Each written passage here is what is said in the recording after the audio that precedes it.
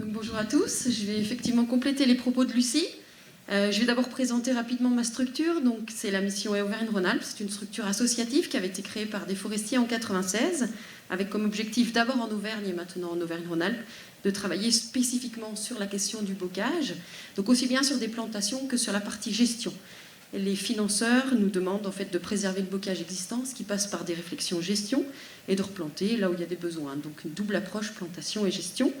Nous sommes animateurs du pôle régional Arbre-Forêt, donc travailler au service de tous les conseillers agroforestiers, collectivités qui s'investissent sur ce sujet, en lien avec des financeurs depuis le début de l'année, donc c'est tout nouveau. Et là, je vais aborder une approche qui est complémentaire à l'approche de Lucie, qui avait cette approche territoriale, comment mobiliser des collectivités, s'interroger un patrimoine bocager, remettre en avant ce patrimoine sur les territoires, relancer les trognes, faire prendre conscience qu'il y a des trognes en matésine et lancer des choses derrière. Donc il y a beaucoup d'acteurs autour. Les filières, la Chambre d'agriculture, effectivement, arrive à faire ce lien sur des entrées globales, plan climat, air, énergie, et puis ensuite des approches individuelles ou de mobilisation d'acteurs avec des entrées filières. Moi, je vais vous proposer de parler déjà de carbone dans les fermes, c'est-à-dire l'approche complémentaire, s'il vous plaît. Alors, il y a déjà des outils qui existent. Alors, il y en a plusieurs. Le label bas carbone, c'est un label national qui permet d'enclencher des procédures où des entreprises viennent capter des crédits carbone, enfin financer des crédits carbone, et ça peut aller ensuite s'appliquer sur le bocage. Et sur le bocage, l'outil label bas carbone national a été créé par les chambres d'agriculture et ça s'appelle Carbocage. Alors c'est en train de se mettre en place. L'idée c'est quoi? C'est de capter des crédits carbone et les donner aux agriculteurs qui ont beaucoup de haies ou qui replantent des haies. Aujourd'hui, on n'y va pas très vite sur ce sujet-là. En tout cas, nous les acteurs, on s'interroge beaucoup parce qu'on nous dit aussi que les agriculteurs sont émetteurs de 1/4 des émissions de carbone. Donc si demain on donne ces crédits carbone à des entreprises privées, ils n'auront pas forcément des moyens de compenser leurs propres émissions de carbone sur les fermes. Par contre, en parallèle, on commence à se poser plein de questions et à chiffrer ce que le bocage peut capter. Alors d'autres exemples, France Carbone Agri, alors là c'est les chambres d'agriculture qui pilotent ça, donc c'est une entrée système, donc il y a le bocage, mais il y a ensuite des approches agronomiques et des approches à l'échelle des exploitations qui permettent de capter ces crédits carbone. Et puis un dernier qui est en voie d'émergence, Bif Carbone. Alors là, la viande est aujourd'hui assez décriée, donc tout ce qui est élevage allaitant est très décrié. Donc là il y a des réflexions poussées pour essayer de voir comment faire des comptabilités carbone sur ces exploitations, dont le bocage, et essayer de montrer que notamment tout ce qui est élevage à l'herbe, accompagné d'arbres, et bien finalement c'est assez vertueux en matière de carbone. Donc aujourd'hui c'est des outils qui existent, qui sont intéressants et qui se développent de plus en plus. Et puis il faut quantifier, c'est-à-dire que c'est pas tout de dire des grands chiffres, et on a des gros soucis sur le bocage, c'est de quantifier ça. On a par exemple l'outil Cap2ER qui est très utilisé au niveau régional pour quantifier en fait l'aspect captage de carbone mais aussi émission de carbone d'une exploitation. Donc c'est des outils où par exemple toutes les filières herbivores sont en train de passer à ces outils-là. Donc avec des comptabilités importantes et derrière des financements qui permettent d'accéder à des financements pour baisser les émissions ou améliorer cette captation. C'est pas satisfaisant au niveau du bocage. C'est des grands chiffres, très généraux. La trogne, qu'il y ait des trognes ou pas de trognes, c'est pas comptabilisé. Ce qui veut dire qu'on est au début d'un cycle. On est au début de beaucoup de travaux à faire. Donc je vais les présenter, les travaux ensuite. Parce que le vrai souci, c'est de quantifier dans le bocage ou dans une trogne sa capacité à capter du carbone. Quelle est sa capacité de production? Donc de faire que ce que font les forestiers depuis toujours. Les forestiers sont capables d'apprécier des mètres cubes de bois produits par hectare. Nous, sur le bocage, on a la même difficulté, c'est comment cuber ça. Alors, un mètre cube de bois, ça stocke à peu près 1 tonne de CO2. Si derrière le bois est brûlé, dans un insert ou dans une filière bois-énergie, c'est neutre. Si par contre il est valorisé en planche ou en agronomie, là par contre c'est un bénéfice net de captation carbone. Si l'agriculteur brûle les branches à l'air libre, c'est une émission de carbone, donc là de nouveau c'est pas intéressant. Donc sur la deuxième partie, et notamment sur laquelle on travaille beaucoup, parce que alors, pour répondre tout à l'heure à la question de la maison botanique, alors les filières bois-énergie, ça se met en place, mais surtout dans des territoires de bocage. Ailleurs, c'est difficile, donc on y arrive très bien dans l'Ain et dans l'Allier, parce qu'il y a une identité bocage et que les collectivités, naturellement, acceptent d'acheter du bois de bocage qui est souvent plus cher que la plaquette forestière. Par contre, dans les zones un peu forestières de montagne, c'est avant tout des filières forestières qui ont pris les marchés. Donc du coup, en filière bois-énergie, on est plutôt en autoconsommation. Et nous, on pousse de toute façon au maximum à l'autoconsommation. Et après, sur le bois d'œuvre, alors là, on n'a pas de filière locale, mais on a des gros pillages. Et on a encore des trognes qui se font couper, je montrerai une photo tout à l'heure, qui partent par contre à l'étranger. Donc ils prennent que la tête de trogne et ils nous laissent tout le reste. Et les agriculteurs se font voler, on leur paye le frêne 20 €, quoi. Je vous montrerai. On a réussi à les prendre en photo. On continue. Alors, la méthode de cubage était compliquée pour nous, parce que, en tant que forestier, on sait cuber des troncs. La sylviculture forestière est une sylviculture avant tout de troncs. Et nous, dans le bocage, comme il y a beaucoup de soleil et qu'il y a beaucoup d'arbustes avec les arbres, finalement, on a plutôt une sylviculture de branches, et il nous faut évaluer des branches. Alors, comment cuber ça? Alors, juste, on a pris des mauvaises habitudes dans le monde forestier, c'est qu'on parle tout le temps mètre cube de plaquettes, donc je vais souvent parler de MAP. Donc MAP, c'est 1 mètre cube de plaquettes. 1 mètre cube de plaquettes, pardon, je reviens juste derrière. 1 mètre cube de bois plein, quand on le déchiquette, ça fait 2,6 mètres cubes de plaquettes. Ça foisonne énormément. Ensuite, en matière de cubage, un forestier sait facilement cuber un tronc. On prend le diamètre, la hauteur, et puis on a des modèles où on arrive à donner rapidement des volumes en mètres cubes des troncs. Les grosses branches, on arrive à les cuber. Par contre, tout ce qui est petites branches, c'est plus compliqué. Et dans nos trognes, on récolte la branche, qui ne sont pas très grosses. Et puis, il y a beaucoup de branchettes qui sont accrochées à ces branches. Donc, comment évaluer les branchettes qui représentent un volume important en termes de biomasse? Et puis, les branchages sont différents. Il y a des branchages très touffus, puis des branchages pas du tout touffus. Nos bépines, c'est très bourru. Et puis, le frêne, c'est pas très dense en branches, alors qu'à l'inverse, un chêne, tétard, c'est beaucoup plus dense en petites branchettes. Donc, de nouveau, comment évaluer ça? Alors, on a mis en place, il y a 2 méthodes qui se font. Alors, la première méthode qui est souvent pratiquée, c'est on lance les chantiers de déchiquetage, on lance les chantiers où on fait de la coupe, avec des filières bois énergie qui sont en place. Et puis, on coupe, on regarde l'âge, et puis ensuite, on a un chiffrage moyen aux 100 mètres de haie. Et on dit, c'était une haie haute, qui avait tel âge, et ça donne telle productivité. Et à force de faire des chantiers sur un territoire, on a des productivités moyennes par kilomètre de haie sur chaque territoire. Ça suppose que vous avez une filière bois énergie qui fait de la coupe et qu'on a une bonne coupe qui est appliquée avec une vraie gestion durable. Et l'autre solution, c'est d'aller cuber individuellement, et nous, ça a été un peu ce qu'on a recherché, c'est-à-dire que je puisse cuber avant les chantiers, parce que souvent les agriculteurs découvrent, donc il faut cuber avant le chantier, parce que s'ils veulent 60 mètres cubes, il faut que je trouve 60 mètres cubes dans leur bocage. Donc essayer de cuber les branches sur place, donc là en l'occurrence c'est un tétard. Donc c'est quoi la volume? Combien je vais faire de mètres cubes de plaquettes avec ces branches? Donc comment trouver une méthode pour évaluer ça? Alors on est parti du vadémécum du forestier. Alors tous les forestiers ont ça dans un poche de leur blouson, puis quand on a un petit oubli, on le réouvre. Et en fait, dans le vadémécum du forestier, il y a un endroit où ils disent que finalement, les branches, c'est proportionnel au mètre cube de tronc, qu'on appelle les grumes. Ça veut dire que, par exemple, très branchu, moyennement branchu, peu branchu ou très branchu, il y a des proportions. Ce tableau veut dire quoi? Pour un arbre très branchu, par exemple, le volume du houppier, donc des branches au-dessus du tronc, c'est égal au mètre cube de grume fois 2,5 si je prends le barème 2,5 en ster en haut à droite. Ça, c'est intéressant. Ça nous disait que les branches, finalement, c'est proportionnel à la taille du tronc. Donc indirectement, sur mes tétards, les petites branchettes sont proportionnelles au diamètre et au volume des grosses branches de mes trognes.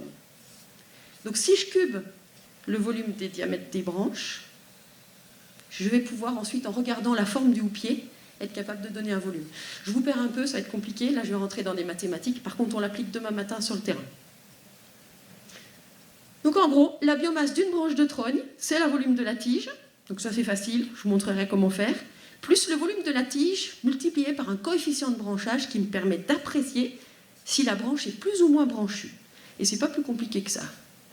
Il a fallu faire par contre plein de mesures, donc on a travaillé sur des tas de mesures individuelles, deuxième diapo, donc on a marqué, voilà ce qu'on veut cuber, on veut cuber des choses parfois compliquées dans le bocage, on n'a pas souvent des gros troncs, donc comment cuber de la branche? Donc on a sélectionné, on a coupé, on a fait des mesures, on a regardé si le diamètre des branches régressait vite ou pas, et derrière ça nous a permis aujourd'hui d'avoir un tableur qui nous permet de cuber sur pied des branches de trogne, de noisetier, de sureau ou un gros arbre. Allez-y. Voilà, on a mis en place un petit tableur, et le petit tableur nous permet sur le terrain, en direct, donc d'évaluer des volumes, et puis de dire à l'agriculteur, là tout ce qu'on vient d'évaluer, ça fait tant de mètres cubes de plaquettes, Mais derrière, ça fait tant d'équivalents litres de fioul pour aussi l'amener à se rendre compte que toutes ces branches dans le bocage, c'est de la valeur énergétique, c'est aussi de la valeur litière, on en parlera tout à l'heure. Et puis je vous donne un résultat, alors qui est un résultat cantalien, sur du Fresnes-et-Mondes, qui ressemble beaucoup en termes de paysage à ce paysage d'ici. On est sur des montagnes similaires, et on a énormément de Fresnes-et-Mondes historiques, où les gens continuent à beaucoup couper. Donc on a trouvé, en mesurant la productivité, que ça produisait 22 mètres cubes par kilomètre et par an. Ça, c'est l'accroissement. On les récolte en moyenne tous les 20 ans. Et du coup, en carbone, ça équivaut à 8,5 tonnes captées par croissance tous les ans au niveau aérien. Au niveau système racinaire, les modèles, mais c'est qu'une hypothèse, c'est possible que dans le bocage ce soit plus, on a à peu près un tiers du volume aérien qui est capté, qui serait en souterrain, qui est capté définitif en souterrain. Et du coup, ça nous ferait 11 tonnes de carbone capté par kilomètre et par an. Aujourd'hui, la tonne, elle est à peu près à 70 €. Ça ferait 770 € de crédit carbone à capter pour un agriculteur par kilomètre de Fresnes-et-Mondes qu'on a sur une exploitation. Et sur les exploitations, on a vite 1, 2, 3 kilomètres. Donc ce n'est pas totalement inintéressant. Ça, c'est une entrée carbone pour aller chercher des crédits carbone ou compenser des crédits carbone. Mais aujourd'hui, c'est fictif. Le vrai challenge, qu'est-ce qu'ils vont faire de ces branches, comment les valoriser. Et après, ça, c'est les entrées bois énergie, bois d'œuvre ou litière, plaquettes, qu'on va présenter tout à l'heure. Pour ma présentation. Sachant qu'évidemment, le cubage, vous le ferez avec moi demain matin, dans le froid. Donc on mesurera des hauteurs, des diamètres, et puis on fera des mesures en direct de productivité des trognes du secteur. Et comme il y a de la coupe en début d'après-midi, on aura l'âge. Donc ça fonctionnera bien, on pourra avoir un accroissement à peu près rapide et moyen de votre territoire. Alors c'est dur, parce que c'est des matins, mais encore je ne suis pas rentrée dans le détail, mais si vous avez des questions. Oui, j'avais une question sur le stockage du carbone. En fait, dans mon idée, quand on laissait du bois se décomposer, il y avait un relargage du CO2, en fait. Et donc, c'était une opération neutre. Alors, sur la partie litière, quand vous y mettez sous le pied des vaches, voilà, et que c'est remis en fumier dans les champs, c'est capté en grande partie par le sol.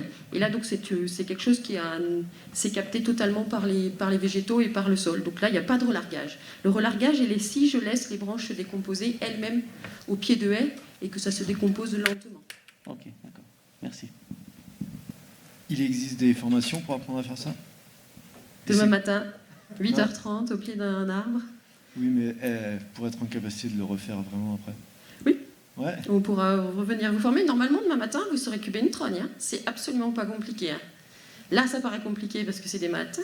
Mais une fois que vous avez compris comment... Il faut juste vous rappeler d'ici demain matin comment on cube un volume d'un cylindre.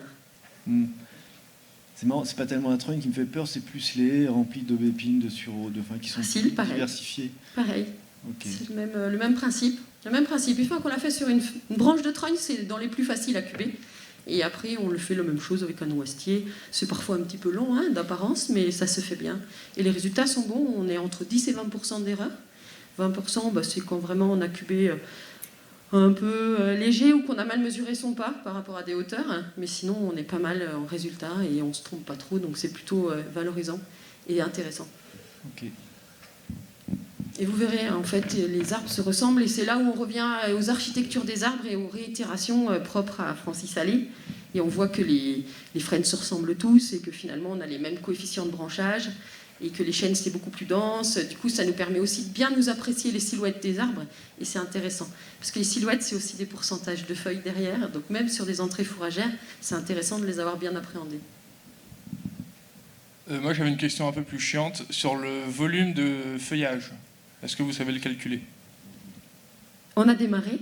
Réponse tout à l'heure. Ok, merci. En fait, on arrache les feuilles, puis on les pèse avec un big bag, puis après on transforme en matière sèche, et puis ensuite on fait des rations avec les vaches. Mais il faut les peser. Donc on a démarré beaucoup de suivi de notre côté, sur le frêne uniquement pour le moment, un petit peu sur les saules, parce que les saules ils nous paraissent intéressants, hyper productifs, beaucoup de biomasse rapide, et puis bien consommés par les animaux. Mais on essaye maintenant d'intéresser d'autres tracteurs que nous, parce qu'entre midi et deux, on a souvent autre chose à faire que d'arracher les feuilles et les peser, mais c'est des démarches intéressantes. Bonjour, je me demandais, pour les trognes, on se demandait s'il y avait une augmentation de la productivité ou en tout cas de la capacité à rejeter. Et du coup, si on pouvait vraiment étendre ces règles de foresterie qui ne sont pas établies pour le même type d'arbre avec la même capacité à produire de nouveaux rameaux, à des trognes qui potentiellement pourraient être considérés comme plusieurs arbres portés sur un même tronc, par exemple. Je suis pas sûre d'avoir compris la question. Oui, en fait, il y avait certaines... Oui, je sais pas, c'était peut-être pas assez fort. Mais on se demandait si les trognes avaient une capacité à rejeter qui était augmentée. Et donc, si les règles de foresterie qui permettent d'établir ces données de cubage et d'estimation pouvaient être projetées sur les trognes. Je les ai appliquées aux trognes, oui. En fait, en tant que forestière, j'ai appris à cuber des troncs. Et on m'a dit que le pourcentage de houppiers, par exemple sur une chênaie, on sait cuber les chênes, donc c'est des hauteurs de grumes avec des diamètres, et puis on regarde un coefficient de réduction de l'arbre, parce que ce n'est pas un cylindre parfait. Et là-dessus, en fonction de l'importance du houppier, on donne un pourcentage de branchage qui va nous permettre d'avoir, en fonction des grumes, des stères de bois de chauffage en plus sur le houppier. Je suis partie du même principe qu'une branche de frêne, tétard, eh bien c'est un petit arbre. Donc du coup, j'ai cubé chaque branche individuellement, et dessus, j'ai regardé la forme des petites branchettes pour savoir si c'était beaucoup ou pas beaucoup par rapport au volume de bois de la branche. Et ce qui est intéressant, c'est que sur les trognes, vous avez des grosses branches qui sont centrales, puis après des un peu plus petites et des encore un peu plus petites. Mais il n'y a que 3 classes de diamètre en moyenne. Et vous comptez vite, vous en prenez une, on regarde la hauteur moyenne des dominantes, on regarde le pourcentage de branchage, pareil sur les moyennement dominantes et sur les petites, puis on compte rapidement, et très rapidement on a un volume en fait. Ok, merci. Mais du coup on est considéré, voilà, un branche égale un arbre. Voilà, c'était ma question. Et sur une CP de frêne, pareil, une branche égale un arbre. Par contre, il y a des moyens d'augmenter la productivité d'un arbre par la forme qu'on va lui donner. C'est-à-dire que si on compare une forme tétard simple et une forme en pied de marmite, par exemple, on a une production supérieure avec le pied de marmite parce qu'on écarte la captation de la photosynthèse de l'arbre. On a des pousses moins longues, mais on a globalement une biomasse plus importante. Alors, Dominique, tu vas nous dessiner le pied de marmite là-bas. Ça m'intéressera bien. Mais par contre, ce qu'on a observé, on a mesuré 2 types de...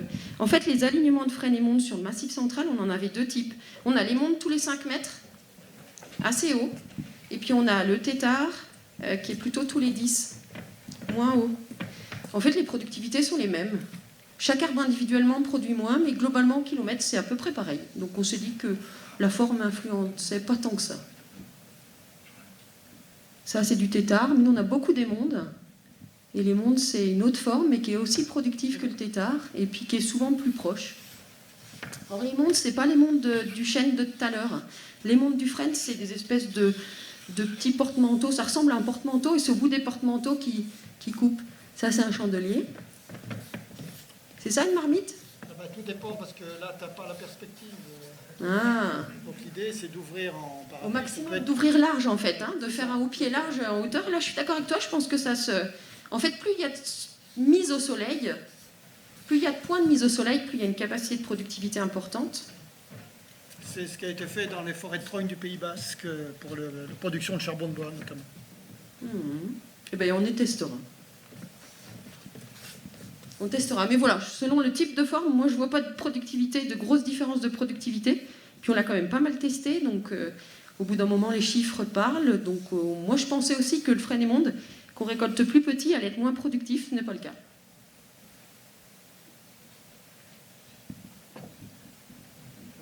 Donc ça, c'est le pied de marmite, hein, Dominique. Hein. Le pied de marmite, oui. Et ensuite, l'autre, c'était... Si tu fais du charbon de bois, tu peux faire chauffer la marmite. D'accord. Ok, alors là, cette photo, elle me plaît bien. Hein. C'est en Matésine ? Oui, c'est à Villars-Saint-Christophe. Bien, on a les mêmes, un arbre tous les 5 mètres en moyenne. C'est assez marrant. Hein.